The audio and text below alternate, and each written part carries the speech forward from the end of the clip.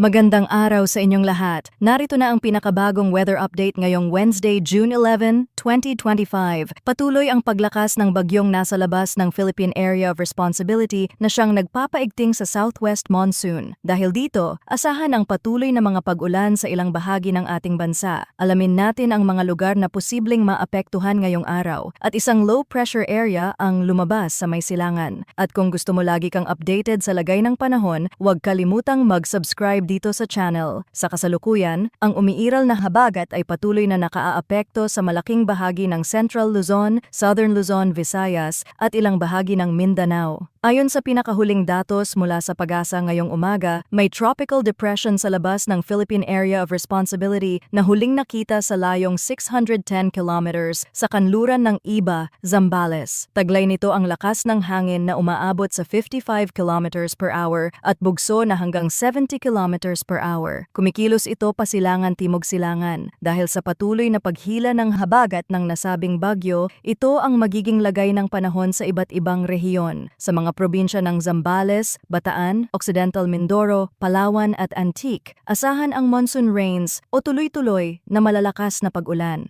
Posibleng magdulot ito ng flash floods at landslides dahil sa katamtaman hanggang sa malakas at kung minsan ay matinding ulan. Sa Metro Manila, Calabarzon, Bicol Region, Caraga, Davao Region, Pangasinan at nalalabing bahagi ng Visayas, Central Luzon at Mimaropa makakaranas ng maulap na kalangitan na may mga pag-ulan at thunderstorm na dulot pa rin ng habagat. Sa natitirang bahagi ng Mindanao, asahan ang bahagyang maulap hanggang sa maulap na panahon na may mga panandaliang ulan dahil sa mga localized thunderstorms. Ganoon din sa nalalabing bahagi ng Luzon na posibleng makaranas ng mga biglaang pag-ulan or thunderstorm sa hapon o gabi. Narito naman ang pinakahuling weather advisory mula sa PAGASA. Orange rainfall warning o inaasahang 100 to 200 millimeters ng ulan ngayong araw sa mga lalawigan ng Zambales, Bataan at Occidental Mindoro. Samantala, yellow rainfall warning o 50 to 100 millimeters ng ulan ang posible sa Metro Manila, Pangasinan, Cavite, Batangas, Palawan, Camarines Sur, Catanduanes, Albay, Sorsogon, Antique, Northern Samar at Eastern Samar. Para bukas magpapatuloy ang yellow rainfall warning sa mga lalawigan ng Pangasinan, Zambales, Bataan at Occidental Mindoro. Sa Biyernes, June 13, posibleng makaapekto ang habagat sa lalawigan ng Batanes kaya inaasahan na rin dito ang yellow warning level. Paalala po na maaaring mas malakas pa ang ulan sa mga bundok at matataas na lugar at mas malala ang epekto sa mga lugar na matagal nang inuulan o dati nang binaha nitong mga nakaraang araw. Ayon naman sa mga weather models tulad ng European Model at GFS, ang tropical depression sa West Philippine Sea ay patuloy na lumalakas habang nananatili sa labas ng PR. Ang magandang balita, hindi ito inaasahang magla-landfall sa bansa at papalayo na ito sa direksyong China. Habagat pa rin ang magdadala ng ulan sa bansa hanggang bukas o Biyernes. May isa pang bagong low pressure area na minomonitor sa silangang bahagi pero ayon sa forecast models, mababa ang posibilidad na ito ay maging ganap na bagyo sa ngayon. Bagamat hindi ito seryoso sa kasalukuyan, patuloy pa rin nating babantayan ang galaw nito. Dahil dito, patuloy tayong mag-monitor sa mga opisyal na weather updates mula sa PAGASA. Huwag kalimutang maghanda, mag-ingat at manatiling alerto sa mga posibleng pagbaha o landslide.